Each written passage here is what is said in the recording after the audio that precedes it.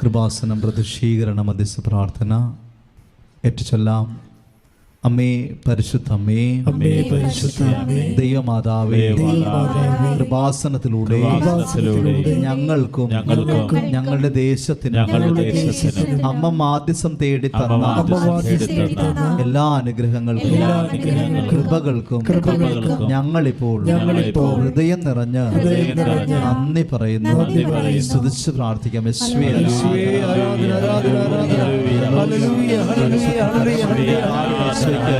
അമ്മേ പരിശുദ്ധ അമ്മേ, ദൈവമാതാവേ, 2004 ഡിസംബർ 7-ാം തീയതി ഉച്ച കഴിഞ്ഞ് 2:30 കൃപാസനത്തിൽ സംഭവിച്ച അമ്മയുടെ പ്രത്യക്ഷപ്പെടലിനെ കുറിച്ച് തിരുസഭയ്ക്ക് സമർപ്പിച്ചിരിക്കുന്ന പഠനരേഖകളുടെ വസ്തുനിഷ്ഠവും ദൈവശാസ്ത്ര വിധി പ്രകാരമുള്ളതുമായ അന്വേഷണ പഠനങ്ങൾ നടത്തി ആ പ്രത്യക്ഷപ്പെടലിലൂടെ പ്രകടമായ ദൈവമാതാവിന്റെ പ്രത്യേക കരുതലും സംരക്ഷണവും വെളിപ്പെടുത്തുന്ന പീഡിതരുടെ ആശ്വാസവും പ്രവാചകന്മാരുടെ രാജ്ഞിയും വാഗ്ദാനത്തിന്റെ പേടകവും പ്രപഞ്ച പ്രകൃതിയുടെ മാതാവുമായ പരിശുദ്ധ അമ്മയുടെ ഭക്തി അവസ്ഥയിൽ കൂടുതൽ പ്രചരിച്ച് ജീവിതത്തിന്റെ ദുരന്ത അവസ്ഥകളിൽ അകപ്പെട്ട് കഴിയുന്ന അനേകായിരം മക്കൾക്ക് ദൈവത്തിന്റെ സാന്നിധ്യവും സന്ധിപ്പും കൂടുതൽ അനുഭവിക്കുക വഴി ആത്മീയ വിശുദ്ധിയും ദൈവശക്തിയും കൈവരിക്കുവാൻ ഞങ്ങളുടെ കുടുംബങ്ങളെ ഇടയാക്കണമേ. സ്തുതിച്ച് പ്രാർത്ഥിക്കാം.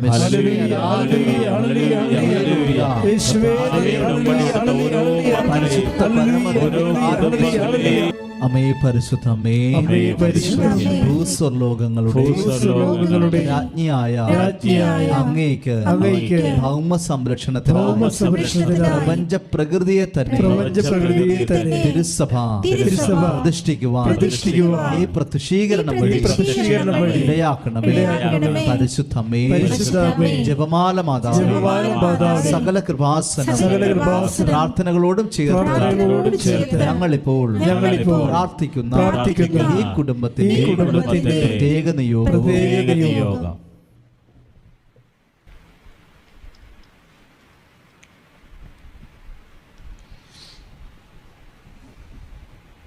ഏറ്റുചൊല്ലി പ്രാർത്ഥിക്കാം. അമ്മയുടെ പ്രത്യക്ഷീകരണത്തിന്റെ ഈ അനുഗ്രഹവേളയിൽ ഞങ്ങൾക്ക് സാധിച്ചു തരുവാൻ കനിയണമേ. ആമേൻ.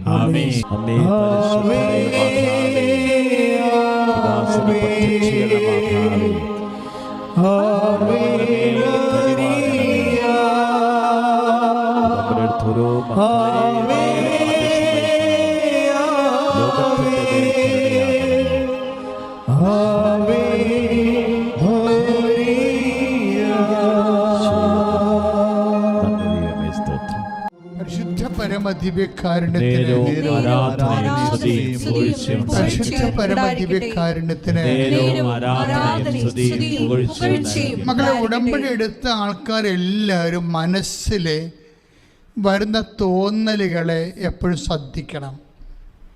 മനസ്സിൽ വരുന്ന തോന്നലില്ലേ, ഇപ്പം മെലിൻഡ ചേച്ചിക്ക് വന്ന എന്താ തോന്നൽ? എൻ്റെ കാലിൽ ഉടമ്പടി തൈലം പുരട്ടിയാൽ, മകൻ്റെ കാലിനെ ഈശോയിൽ ഓർത്തുകൊണ്ട് പുരട്ടിയാൽ കർത്താവ് അവനെ സുഖപ്പെടുത്തും. ആ തോന്നൽ അവർക്ക് എവിടുന്ന് വന്നതാണ്? അത് അച്ഛൻ എന്താ പറഞ്ഞത്? യേശുവുമായി ഐക്യപ്പെട്ടത് മൂലം ഉണ്ടായതാണ്. യേശുവുമായിട്ട് ഐക്യപ്പെടുന്ന വചനം ഏതാണ്? 6:17 1 കൊറിന്ത്യസ് 6:17 കർത്താവുമായി സംയോജിക്കുന്നവൻ അവിടുത്തോട് ഏകാത്മാവായി തീരുന്നു. Praise the Lord. അപ്പോൾ എന്ത് സംഭവിക്കുന്നതാണ് ഞാൻ പറഞ്ഞത്? 1 കൊറിന്ത്യസ് 2:15 എന്താ പറഞ്ഞത്? ഞങ്ങളാകട്ടെ മനുഷ്യൻ എല്ലാ കാര്യങ്ങളും വിവേചിച്ചറിയുന്നു, അവനെ വിധിക്കാൻ ആർക്കും സാധിക്കുകയില്ല.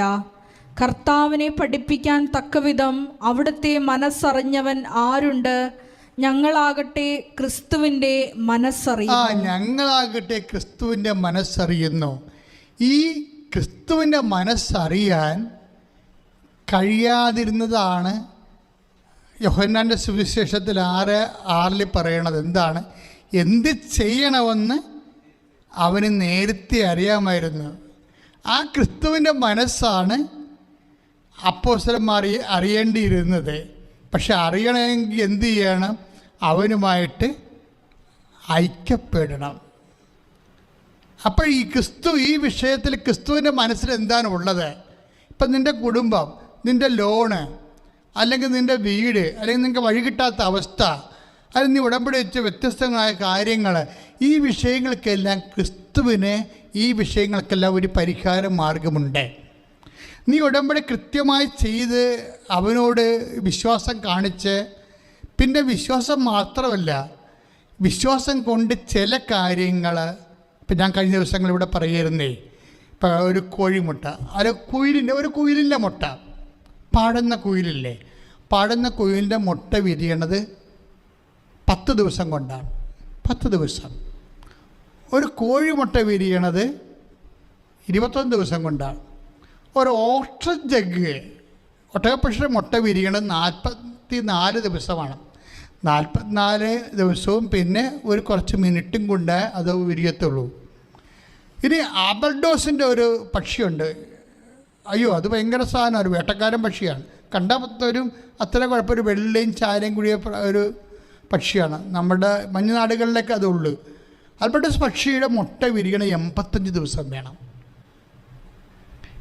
ഏതാണ്ട് ഇതുപോലെയാണ് വചനത്തിൻ്റെ അവസ്ഥ. ചില വചനങ്ങൾ നമ്മുടെ വിശ്വാസം കൊണ്ട് വിരിയും. ചില വചനങ്ങൾ ഈ ശതാധിപൻ്റെ പോലെ ഇത്തിരി കടുത്ത വിശ്വാസം വേണം. ചില വചനങ്ങൾ വിശ്വാസം കൊണ്ടും വിരിയത്തില്ല, പിന്നെ സമയമെടുക്കും. അതാണ് ഈ പത്രോസിന് സംഭവിച്ചിരിക്കുന്നത്. പത്രോസിന് എന്താ സംഭവിച്ചിരിക്കുന്നത്?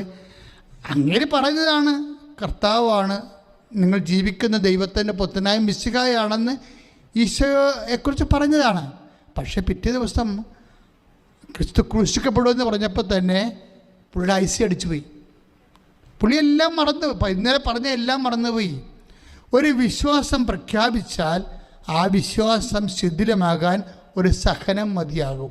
You got the point. ഞാൻ പറഞ്ഞ മനസ്സിലായോ നിങ്ങൾക്ക്? നമ്മൾ എത്ര വിശ്വാസം പ്രഖ്യാപിച്ചാലും ആ വിശ്വാസം ഒരു നിമിഷം ശിഥിലമാകാൻ ഒരു സഹനം മതിയാകും. ഈ സഹനത്തിന് ഭയങ്കര വല്ലാത്ത റോളാണ്. സഹനം വരുമ്പോൾ ഓർക്കുക, അപ്ഗ്രഡേഷൻ വരാൻ പോകുന്നുണ്ട്, വിശ്വാസം ടെസ്റ്റ് ചെയ്യാൻ പോകുന്നുണ്ട്. അപ്പം തന്നെ കയ്യോടെ പത്രോസ് പതറിപ്പോയി. കർത്താവേ, അങ്ങയ്ക്കിത് സംഭവിക്കാതിരിക്കട്ടെ. അത് ഉൾക്കൊള്ളാൻ പറ്റത്തില്ലെന്ന് പത്രോസിനെ. ദൈവത്തിൻ്റെ ദൈവിക പദ്ധതിയോട് ആ മനുഷ്യന് വിശ്വാസമുണ്ട്, പക്ഷെ ദൈവിക പദ്ധതി ഉൾക്കൊള്ളാൻ പറ്റണില്ല. ഇതല്ലേ എല്ലായിടത്തെയും പ്രശ്നം. ഭയങ്കര വിശ്വാസമുണ്ട്, പക്ഷെ ദൈവിക പദ്ധതി ഉൾക്കൊള്ളാൻ പറ്റണില്ല. നിനക്കിത് സംഭവിക്കാതിരിക്കട്ടെ.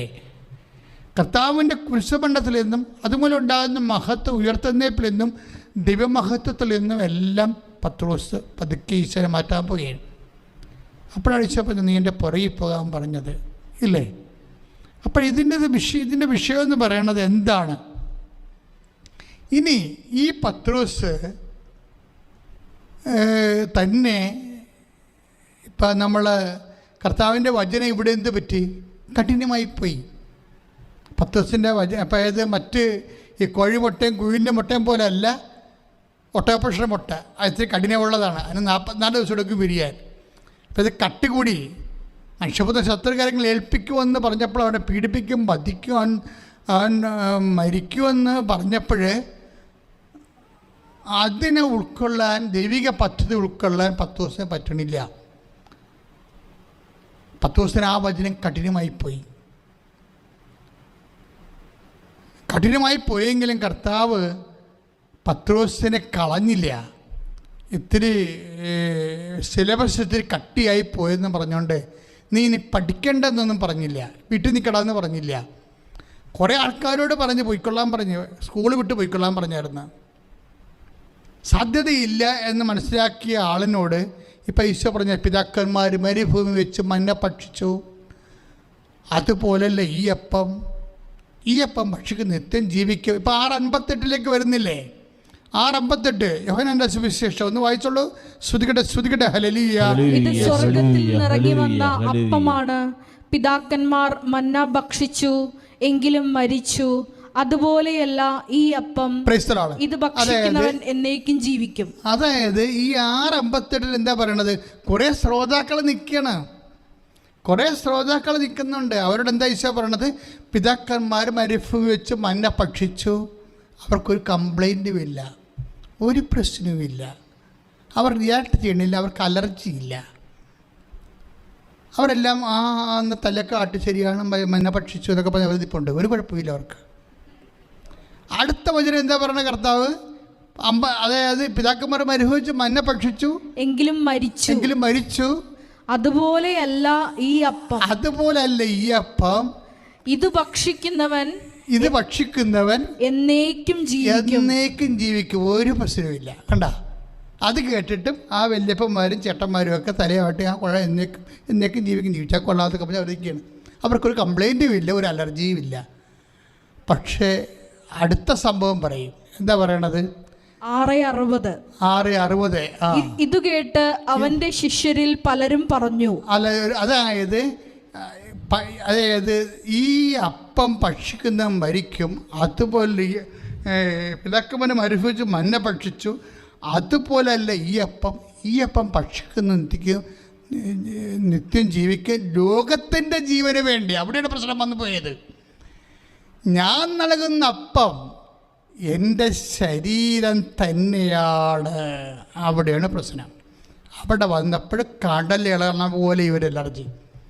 അതായത് അവർ കുറേ വചനങ്ങൾ വിശ്വസിക്കുന്നു, കുറേ വചനങ്ങൾ വിശ്വസിക്കണില്ല. ഇതന്നെ ക്രിസ്ത്യാനിക്കൂടെ സംഭവിച്ചിരിക്കുന്നത്. ക്രിസ്ത്യാനിയല്ല, കർത്താവിൻ്റെ കുറേ വചനങ്ങൾ വിശ്വസിക്കും, പക്ഷേ യഥാർത്ഥ വചനങ്ങളിലേക്ക് കർത്താവ് പതുക്കെ വരുമ്പോൾ അവർ റിയാക്ട് ചെയ്യും. എന്താ റിയാക്ട് ചെയ്ത്? 6:60 വായിച്ചേ. ഈ വചനം കഠിനമാണ്. അത്രയും നേരം ഒരു കുഴപ്പമില്ല. ഈ ലോകത്തിൻ്റെ ജീവന് വേണ്ടി ഞാൻ നൽകുന്ന അപ്പം എൻ്റെ ശരീരം തന്നെയാണെന്ന് പറഞ്ഞപ്പോൾ വിഷയം മാറി. എന്താ പറഞ്ഞത്? 6:60 എന്താ പറഞ്ഞത്? ഈ വചനം കഠിനമാണ്, ഇത് ശ്രവിക്കാൻ ആർക്ക് കഴിയും? നേരത്തെ പറഞ്ഞ വചനങ്ങളെല്ലാം ലഘുവാണ്, കുഴപ്പമില്ല. ഈ വചനം കഠിനമാണ്. ഇത് തന്നെയല്ലേ 10 ദിവസം സംഭവിച്ചത്? You are Christ the son of the living God എന്നൊക്കെ പറഞ്ഞ ആള് അവൻ ക്രൂശിക്കപ്പെടുമെന്ന് പറഞ്ഞപ്പോൾ 10 ദിവസം പറഞ്ഞ് കഠിനമാണെന്ന് പറഞ്ഞു. 10 ദിവസം പറഞ്ഞില്ല കഠിനമാണെന്ന്? 10 ദിവസം പറഞ്ഞില്ല കഠിനമാണെന്ന്? കർത്താവ് നമ്മളെ പറയണ 16-ാം അധ്യായത്തിൻ്റെ ആദ്യ ഭാഗങ്ങൾ 16-17 മത്തായി ശ്ലീഹായുടെ സുവിശേഷത്തിൽ എന്താ പറയണത്? നീ ജീവനുള്ള ദൈവത്തിന്റെ പുത്രനായ മിശിഹായാണെന്ന് പത്രോസ് പറയുകയാണ്. ഒരു കുഴപ്പമില്ല. ആ പത്രോസ് തന്നെയാണ് 16-ലേക്ക് നിന്ന് തിരിച്ചു വരുമ്പോഴേ 16-22 എന്താ പറയണത്? ദൈവം കനിയട്ടെ, കർത്താവേ ഇത് ഒരിക്കലും നിനക്ക് സംഭവിക്കാതിരിക്കട്ടെ. ഇത് കഠിനമാണ്. കണ്ട, ഇത് കഠിനമാണ്. അത് തന്നെയല്ലേ മറ്റു ശിഷ്യന്മാരും പറയണത്. ഇത് കഠിനമാണ്, ഇത് നിനക്ക് സംഭവിക്കാതിരിക്കട്ടെ, ഇത് ഉൾക്കൊള്ളാൻ പറ്റണില്ല എന്ന് പറയും. അപ്പം വചനത്തിന് പത്രോസ് ആയാലും നാട്ടുകാരായ പബ്ലിക്കായാലും ഒരു വിഷയമുണ്ടാവും, കഠിനമുണ്ടാവും. ഇപ്പം ലഘുവായ കുറേ കാലങ്ങളുണ്ട് വചനത്തിൻ്റെ. പിന്നെ ചില വചനങ്ങൾ ഉൾക്കൊള്ളാൻ കഠിനമായ കാലമുണ്ടാവും. എന്ന് വെച്ചാൽ എന്താ അർത്ഥം? വചനമെന്ന് പറഞ്ഞാൽ എന്താണ് വചനം? നമ്മൾ റോമ 2:18 എടുത്തേ. റോമ 2:18 ശ്രുതികട്ടെ ഹല്ലേലൂയ.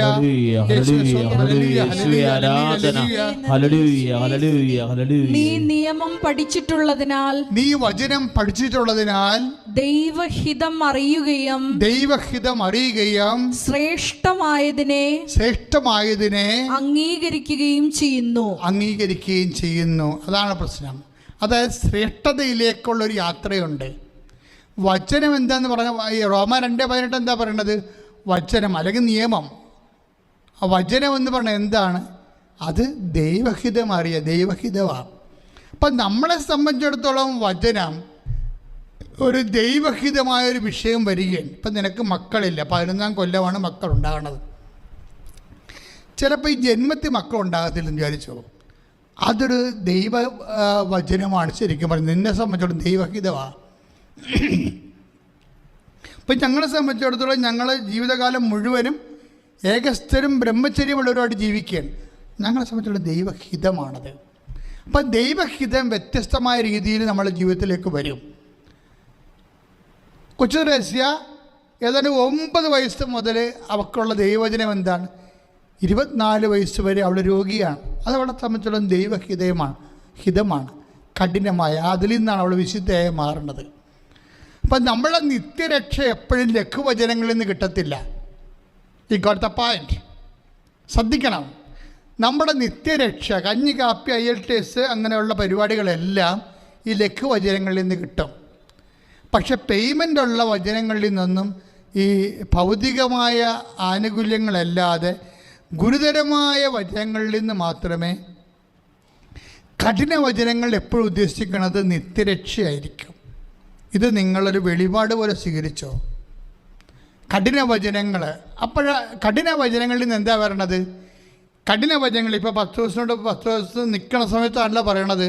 എന്താ പറയണത്? കർത്താവിൻ്റെ ഹിയറിംഗ് പബ്ലിക് എന്താ പറയണത്? ലോകത്തിൻ്റെ ജീവന് വേണ്ടി ഞാൻ നൽകുന്ന അപ്പം എൻ്റെ ശരീരം തന്നെയാണെന്ന് പറയുമ്പോഴെന്താ പറയണത്? ഈ വചനം കഠിനമാണ്, ആർക്കിത് ശ്രവിക്കുവാൻ കഴിയും? ശ്രവണമാണല്ല പ്രശ്നം, ശ്രവണമല്ലേ പ്രശ്നം. ഇത് പത്രോസ് എന്താ പറഞ്ഞത്?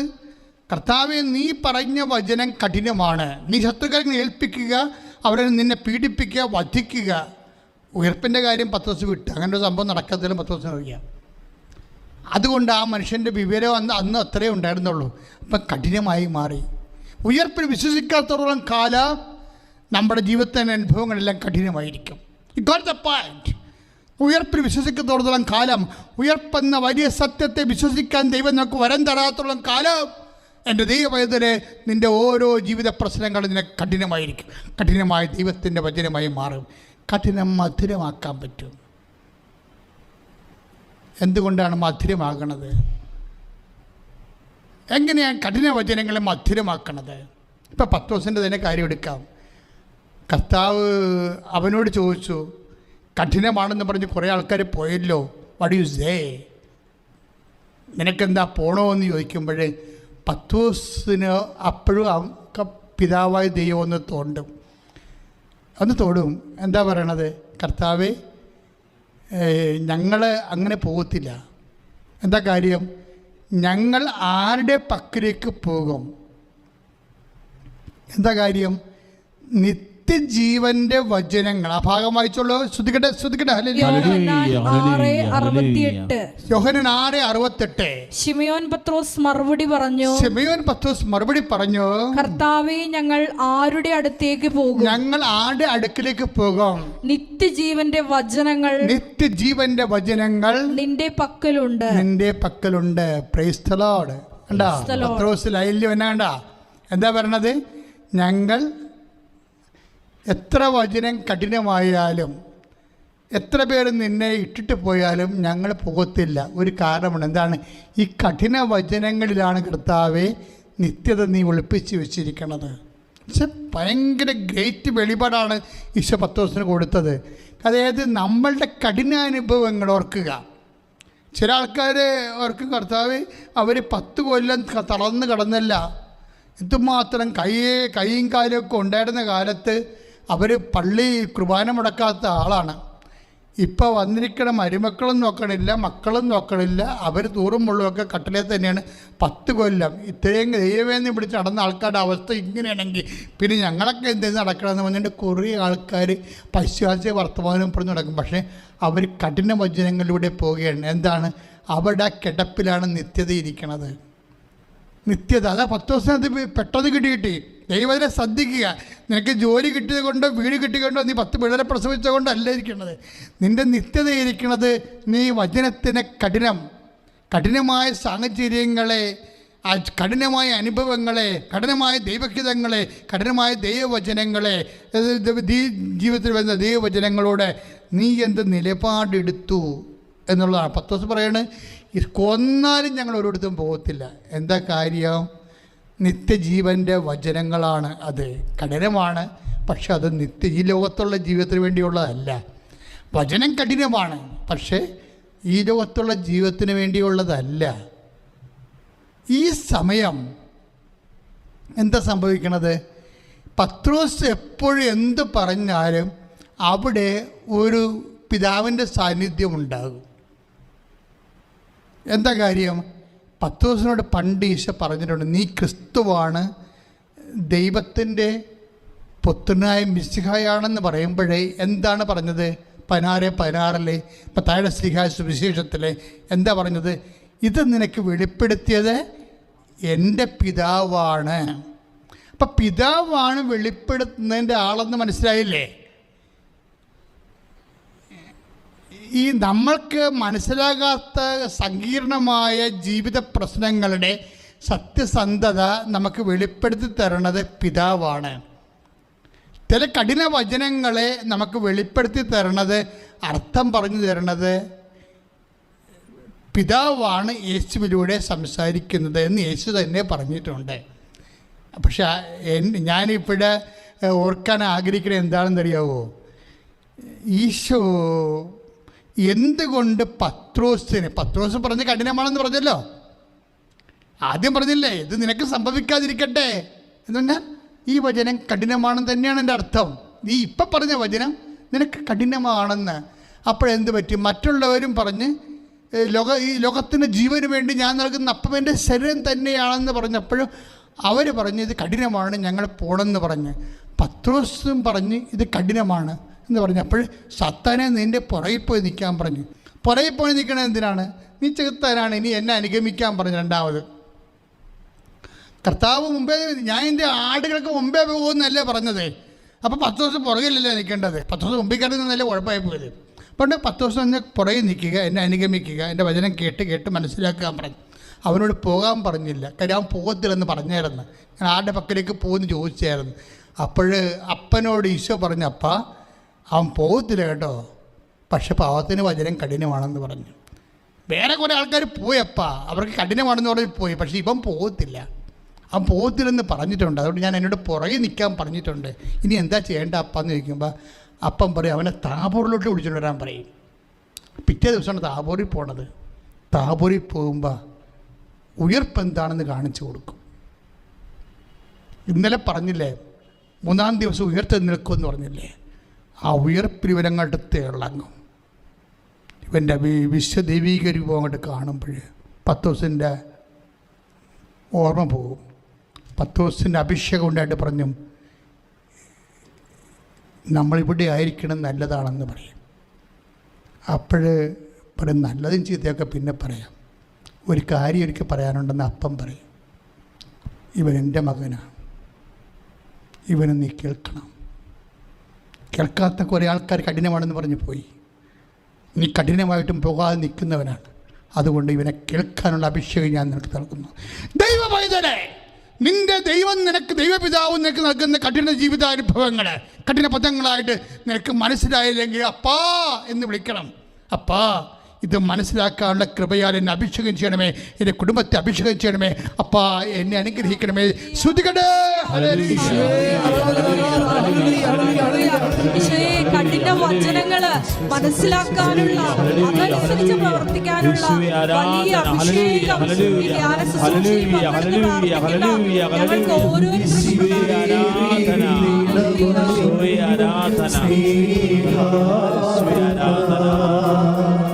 മരണമേറ്റു മരണത്തെ ജീവൻ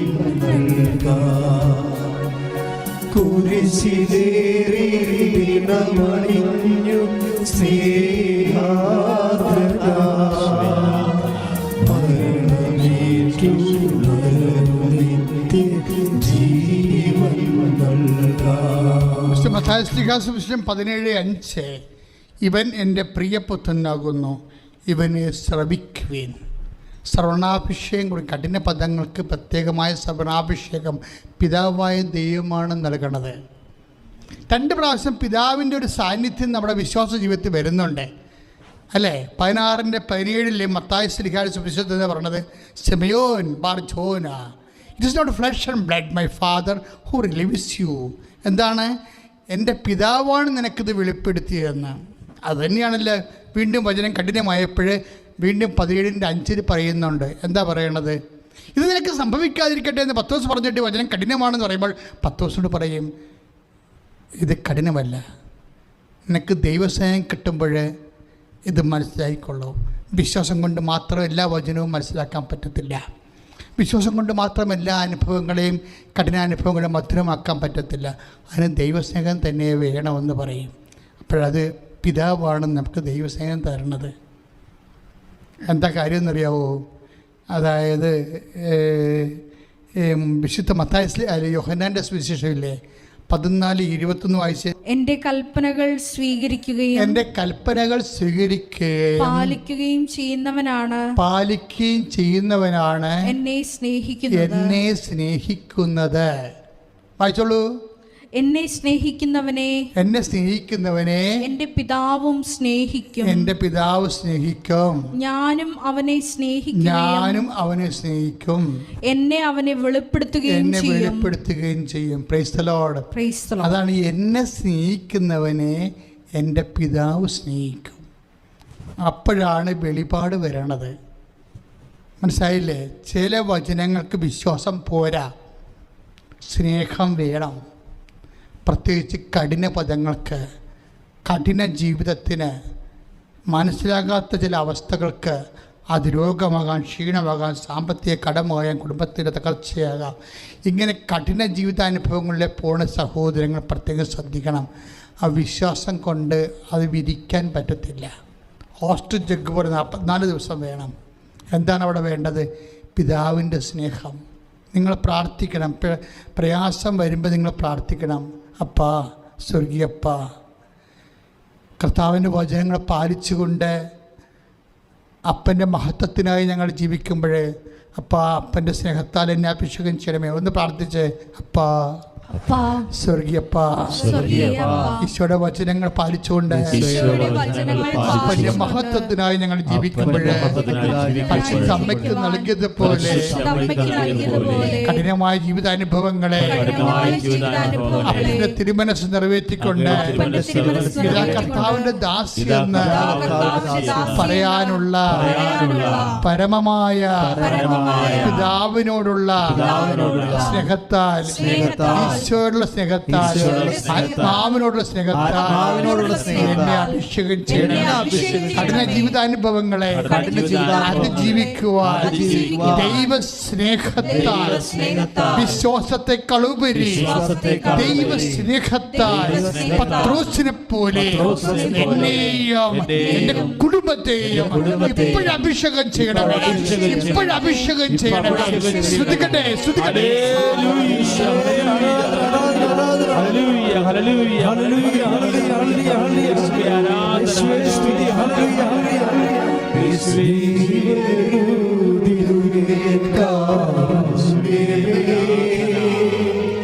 നീ വരും ദൈവകാരുണ്യമേ, നീ വരും ദൈവകാരുണ്യമേ,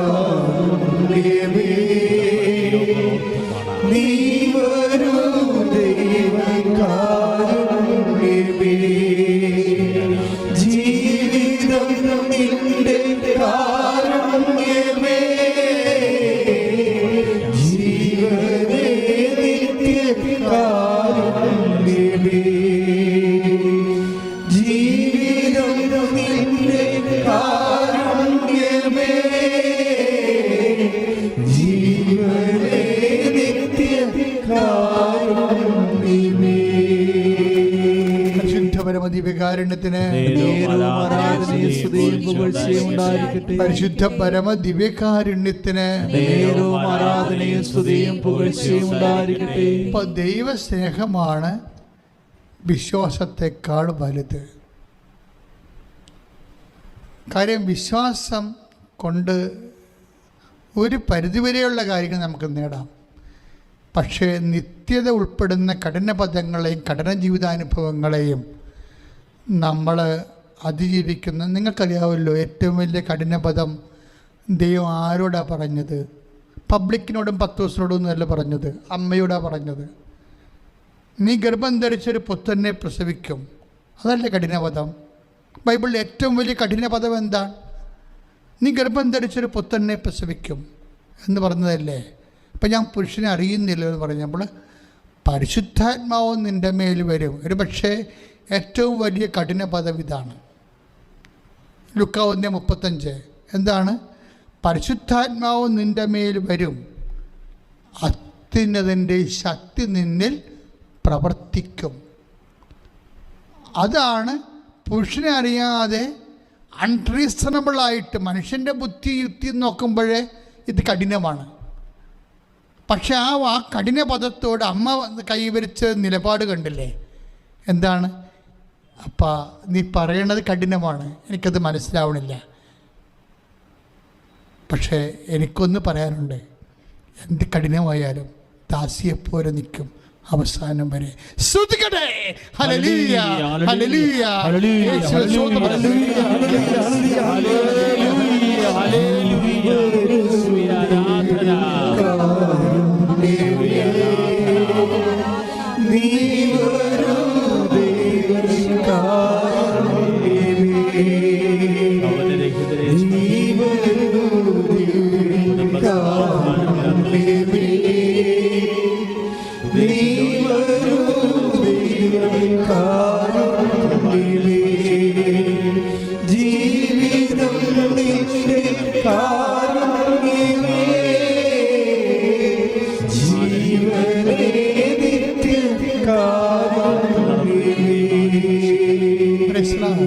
അതാണ് മരിയൻ. ഈ പരിശുദ്ധാത്മാവ് ഈ കഠിന വചനത്തോട് അമ്മയുടെ നിലപാട് കേട്ട് കോരിത്തെരിച്ചു പോയ സ്വർഗത്തിലെ ഒരാളാണ് പരിശുദ്ധാത്മാവ്. കഠിനപദത്തോട്, ഈ കഠിന വചനങ്ങളോട് അമ്മ പറഞ്ഞ ഒരു പ്രത്യുത്തരം എന്ന് പറയുന്നത് അപ്പായോടുള്ള മരണസ്നേഹമാണ്. നമ്മൾ പിൽക്കാലത്ത് സാങ്സലുത്തമ ഗീതങ്ങളിലെ പ്രണയം മരണത്തെക്കാൾ ശക്തമാണെന്ന് വായിക്കും. സ്നേഹമായാലും എന്തായാലും അതിനേക്കാൾ ശക്തമാണ് അമ്മയുടെ ദൈവസ്നേഹം. അപ്പ എന്ത് കഠിനമായാലും അപ്പ ഒരു ദാസിയെപ്പോലെ അന്ത്യം വരെ ഞാൻ എന്നെ സമർപ്പിക്കുന്നു. കഠിന പദങ്ങൾക്ക് സമർപ്പണമാണ് ആവശ്യം. ആ സമർപ്പണത്തിൽ എന്തെല്ലാം വേണം? ഇപ്പോൾ ലൂക്കാ 1:38 കഠിന പദങ്ങൾ കേൾക്കുമ്പോൾ ഒരു ദാസിയായ പോലെയാണ് അതിനെ സമീപിക്കേണ്ടതെന്ന് പരിശുദ്ധാത്മാവ് പറഞ്ഞു. പരിശുദ്ധാത്മാവ് നിൻ്റെ മേൽ വരുമെന്നേ പറഞ്ഞുള്ളൂ. പക്ഷെ അങ്ങനെ ഒന്നും പറയാൻ പാടില്ലല്ലോ. ദൈവത്തിന് വരുമെന്ന് പറയുന്ന ഒരു ഭാവിയുണ്ടോ? വരുമെന്ന് പറഞ്ഞാലും വന്നെന്ന് പറഞ്ഞാലും വന്നുകൊണ്ടിരിക്കണമെന്ന് പറഞ്ഞാലും വന്നതുപോലെയല്ലേ. പരിശുദ്ധാത്മാവ് അപ്പം തന്നെ അമ്മയിൽ നിറഞ്ഞു. അപ്പം അമ്മ കൊടുത്ത നോട്ടാണ് മേരി സെർവൻ്റ് എന്ന് പറഞ്ഞാൽ മതി, വേറെ ഒരു കുഴപ്പമില്ലെന്ന് പറഞ്ഞു. ബാക്കിയുള്ളത് ഞാൻ അന്ത്യം വരെ നോക്കിക്കൊള്ളാം എന്ന് പറഞ്ഞു. അമ്മ പറഞ്ഞു അപ്പാ സെർവൻ്റ്. കഠിന പദങ്ങളോടും കഠിന ജീവിതാനുഭവങ്ങളോടും അപ്പാ സമർപ്പണം. ഈ സമർപ്പണത്തിൽ എന്തെല്ലാം ഉണ്ടെന്നാണ് പറഞ്ഞത്? അതിൽ വിശ്വാസമുണ്ട്, അതിൽ സ്നേഹമുണ്ട്, പിന്നെ പരിശുദ്ധാത്മാവ് പറഞ്ഞു പ്രത്യാശയുണ്ടെന്ന് പറഞ്ഞു. അത് പരിശുദ്ധാത്മാവ് പറഞ്ഞ എലിസബത്തിൻ്റെ വീഡിയോ വെച്ചാണ് പറഞ്ഞത്. എലിസബത്ത് പരിശുദ്ധാത്മാവിനാന്ന് നിറഞ്ഞു പറഞ്ഞു. എന്താ പറഞ്ഞത്? കർത്താവ് നിന്നോടല്ല ചെയ്ത കഠിന പദങ്ങൾ. സ്തുതിക്കട്ടെ, സ്തുതിക്കട്ടെ, സ്തുതിക്കട്ടെ, സ്തുതിക്കട്ടെ. ഹല്ലേലൂയ, യേശുവേ സ്തോത്രം. ഹല്ലേലൂയ,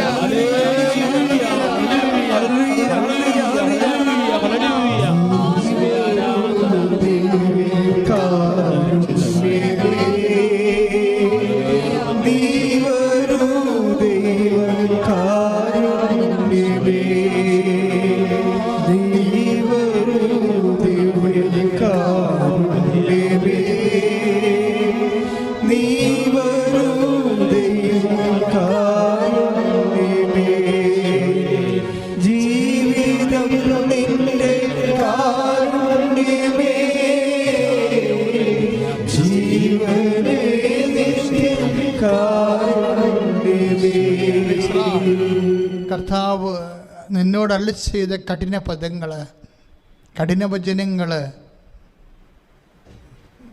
ലൂക്കാ 1:45 നിറവേറുമെന്ന് വിശ്വസിച്ച നീ ഭാഗ്യവതി.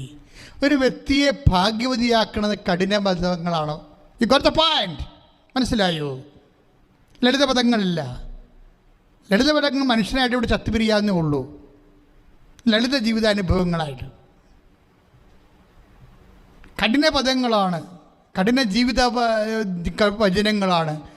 ദൈവത്തിൻ്റെ കഠിനമായ വചനാനുഭവങ്ങളിലൂടെ പോകുമ്പോഴാണ് ഒരു വ്യക്തി ശരിക്കും ഭാഗ്യവാനാകണത്, ഭാഗ്യവതിയാകണത്. കർത്താവ് നിന്നോട് അരുളി ചെയ്ത കഠിന വചനങ്ങൾ നിറവേറുമെന്ന് വിശ്വസിച്ച നീ ഭാഗ്യവതി. അപ്പം ദൈവമാണ് ഭാഗ്യവതി എന്ന് പറയണത്, അല്ല മനുഷ്യനല്ല. മനുഷ്യന്മാർ വരെ ഒരു മകൻ ജർമ്മനി, ഒരു മകൻ സ്വിറ്റ്സർലൻഡിൽ, ഒരു മകൻ MBBS ചെയ്ത് ഡോക്ടർ, ഒരു ശാസ്ത്രജ്ഞൻ എന്നൊക്കെ പറയും. എന്തൊരു ഭാഗ്യവാനാണ് ഭാഗ്യവതി എന്ന്. ചാകാൻ നേരത്തെ ഒരു മനുഷ്യനുണ്ടാകത്തില്ല. ഈ ലോകം പറയണതല്ല, ലോകം പറയണ ഭാഗ്യമൊന്നുമല്ല. അതൊക്കെ നിങ്ങൾക്ക് തോന്നണതാണ് അതൊക്കെ ഭാഗ്യമാണെന്ന്. അതൊക്കെ നിങ്ങൾക്ക് തെറ്റിദ്ധാരണയാണ്. ദൈവം പറയണം ഭാഗ്യവാനാണെന്ന്. ദൈവം ഭാഗ്യവാനാണെന്ന് പറയണ ആരോടാണ്? ലൂക്കാ 1:38 1:45 കർത്താവ് നിന്നോട് അരുളി ചെയ്ത കഠിന വചനങ്ങൾ അത് നിറവേറുമെന്ന് വിശ്വസിച്ചു. പ്രത്യാശയല്ലേ അപ്പ? വിശ്വാസമല്ലല്ലോ, ഭാവി സംഭവിക്കാൻ പോകുന്ന കാര്യങ്ങളല്ലേ. അത് വിശ്വസിച്ചു, അതുകൊണ്ട് നീ ഭാഗ്യവാൻ. അവിടെ എന്തൊക്കെ വന്നു? വിശ്വാസമുണ്ടായി, സ്നേഹമുണ്ടായി, പിന്നെന്താണ്? പ്രത്യാശ. ഇതിനെല്ലാം ഉത്കൃഷ്ടം എന്താണെന്ന് പൗലോസ് പറയണം. 1 കൊരിന്ത്യൻസ് 13:13 എന്നാൽ സ്നേഹമാണ് സർവോത്കൃഷ്ടം. വിശ്വാസം, പ്രത്യാശ, സ്നേഹം ഇവ മൂന്നും നിലനിൽക്കുന്നു. ഇവ നിലനിൽക്കുന്നു. നിത്യതയുടെ കാര്യമാണ് പറയണത്. മനസ്സിലായില്ലേ? നിലനിൽക്കണ എന്താണ്? 1 കൊരിന്ത്യൻസിന്റെ 13:12 വിശ്വാസം, പ്രത്യാശ, സ്നേഹം അവ നിലനിൽക്കുന്നു. അതായത് നിത്യതയിൽ നിലനിൽക്കുന്നു എന്ന്. നിത്യതയിലും നിലനിൽക്കുന്നു. അതിലേറ്റവും വലുതെന്താ? സർവോത്കൃഷ്ടം സ്നേഹമാണ്. അവയെ കഠിനമായ ജീവിതാനുഭവങ്ങളെ ദൈവസ്നേഹം കൊണ്ടാണ് കൈകാര്യം ചെയ്തിട്ട് മധുരമാക്കേണ്ടത്. നമുക്ക് പ്രാർത്ഥിക്കാം. സമാപനാശീർവാദത്തിന് സമയമാണ്. ശേഷം അവനുമായി പ്രാർത്ഥിക്കുക. വലിയ അഭിഷേകം തിരഞ്ഞെടുക്കൽ കണ്ണടച്ച് കൈകൾക്കൊപ്പി പെടലി ഒടിച്ചിട്ടുകൊണ്ട് നെഞ്ചിൽ കൈവച്ചുകൊണ്ട് കണ്ണടച്ച് കർത്താവിനെ ഏൽപ്പിക്കുക. എൻ്റെ ദൈവത്തെ, നീ ഇന്ന് വലിയ അഭിഷേകം പ്രാപിക്കുക. നീ ഇന്ന് സൗഖ്യം പ്രാപിക്കും. നീ കർത്താവിൻ്റെ മകളായി എല്ലാ വിഷമതകളും മാറിക്കൊണ്ട് നീ കർത്താവിൻ്റെ തിരുസന്നിധിയിൽ എന്തെങ്കിലും വിഷയം നമ്മൾ ആവശ്യിക്കുന്നുണ്ടെങ്കിൽ അതിന് പ്രത്യേക അഭിഷേകം കിട്ടിക്കൊണ്ട് നീ കർത്താവിൻ്റെ തിരുസന്നിധിയിലേക്ക് തിരിച്ചു വരാം. മൗനമായി പ്രാർത്ഥിക്കട്ടെ. സമാപനാശീർവാദം സ്വീകരിക്കാം. ദിവികാരുണ്യ ഈശോ നമ്മളെ ആശീർവദിക്കാൻ പോകുന്നു. ഇരുകരങ്ങൾ ഉയർത്തിപ്പിടിച്ചുകൊണ്ട് അതിശക്തമായിട്ട് സ്തുതിക്കട്ടെ. ഇതാ ദിവികാരുണ്യ ഈശോ നമ്മുടെ ഓരോരുത്തരുടെയും നിയോഗങ്ങൾ, ഉടമ്പടിയിൽ നിങ്ങൾ സമർപ്പിച്ച് പ്രാർത്ഥിച്ചിട്ടുള്ളവർ, തീർത്ഥാടന ഉടമ്പടി എടുത്തിട്ടുള്ളവർ, ഓൺലൈൻ ഉടമ്പടി എടുത്തിട്ടുള്ളവർ, ലൈറ്റ് ക്യാൻഡിൽ പ്രയർ റിക്വസ്റ്റ് ഇട്ട് പ്രാർത്ഥിക്കുന്നവർ, തത്സമയ നിയോഗങ്ങൾ സമർ എല്ലാം ഓർത്ത് കരങ്ങൾ ഉയർത്തി അതിശക്തമായി സ്തുതിക്കട്ടെ. ഹല്ലേലൂയ, ഹല്ലേലൂയ, ഹല്ലേലൂയ, ഹല്ലേലൂയ, ഹല്ലേലൂയ, ഹല്ലേലൂയ, ഹല്ലേലൂയ, ഹല്ലേലൂയ. ഈശോയെ ആരാധന. ഹല്ലേലൂയ, ഹല്ലേലൂയ. കർത്താവേ, ഞങ്ങളെ അങ്ങ് സ്പർശിക്കുന്നതിനെ ഓർത്ത് നന്ദി പറയുന്ന കർത്താവേ. കർത്താവേ, തീരാ രോഗികളെ അങ്ങ് സുഖപ്പെടുത്തുന്ന നന്ദി പറയുന്ന കർത്താവേ. കർത്താവിന്റെ സാന്നിധ്യം വെളിപ്പെടുത്തുന്ന നന്ദി പറയുന്ന കർത്താവേ. കർത്താവേ, അങ്ങ് കൃപ ചൊരിയുന്നതിന് നന്ദി പറയുന്ന കർത്താവേ. ഉടമ്പടിയിൽ 6 നിയോഗങ്ങളുടെ മേൽ അങ്ങ് സ്പർശിക്കുന്നതിന് ദിവികാരുണ്യ ശക്തി അങ്ങ് മുദ്ര ചെയ്ത് നന്ദി പറയുന്നു. അന്ന് കർത്താവേ, പരിശുദ്ധ അമ്മയുടെ പ്രത്യക്ഷീകരണം തിരുസഭ വിവേചന അധികാരത്തോടുകൂടി കർത്താവെ ഏറ്റെടുക്കുവാനും അമ്മയുടെ ഭക്തി ലോകം മുഴുവനും പ്രചരിക്കപ്പെടാൻ കൃപ ചൊരിയണമേ. കർത്താവെ, ശുശ്രൂഷയിലായിരുന്നു കൊണ്ട്, കർത്താവെ ലൈവിലായിരുന്നു കൊണ്ട് പങ്കെടുക്കുന്ന ഓരോ മക്കളെയും അങ്ങ് തൊടുന്നതിന്, സൗഖ്യപ്പെടുത്തുന്നതിന് നന്ദി പറയുന്നു. ഹല്ലേലൂയ, ഹല്ലേലൂയ, ഹല്ലേലൂയ. ശിരസ് നമിച്ച് ദിവ്യകാരുണ്യമേ എന്നുമെന്നും അങ്ങേയ്ക്കാരാധന.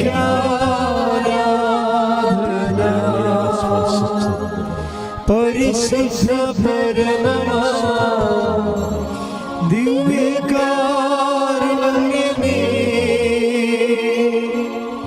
എന്നുമെന്നും അങ്ങേയ്ക്കാരാധന. പരിശുദ്ധ പരമമാ ദിവ്യകാരുണ്യമേ എന്നുമെന്നും